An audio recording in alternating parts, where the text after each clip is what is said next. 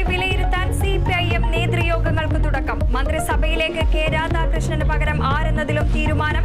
മുഖ്യമന്ത്രിക്കും മന്ത്രിമാർക്കുമെതിരെ രൂക്ഷ വിമർശനവുമായി CPI തിരുവനന്തപുരം ജില്ലാ കൗൺസിൽ യോഗം. മുഖ്യമന്ത്രിക്ക് ധാർഷ്ട്യം, മന്ത്രിമാരുടെ പ്രവർത്തനം മോശമെന്നും വിലയിരുത്തൽ.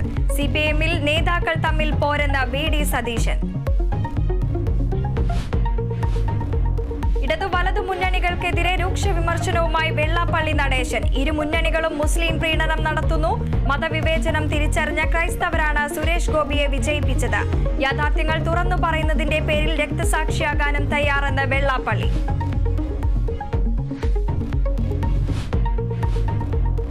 എറണാകുളം അങ്കമാലി അതിരൂപതയിൽ കുർബാന തർക്കം രൂക്ഷം. ഏകീകൃത കുർബാന അർപ്പിക്കണമെന്ന നിർദ്ദേശം തള്ളി അൽമായ മുന്നേറ്റം. മേജർ ആർച്ച് ബിഷപ്പിന്റെ ഉത്തരവ് ചവറ്റുകുട്ടയിലിട്ട് പ്രതിഷേധം.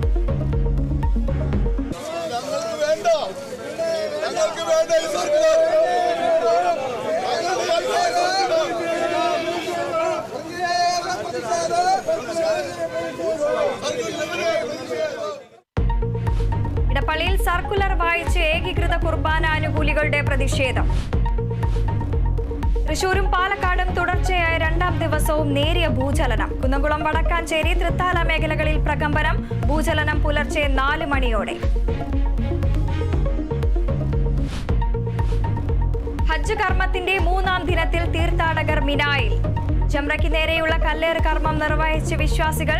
ഒമാൻ ഒഴികെയുള്ള ഗൾഫ് രാജ്യങ്ങളിൽ ബലിപെരുന്നാൾ ആഘോഷിക്കുന്നു. കേരളത്തിൽ പെരുന്നാൾ നാളെ.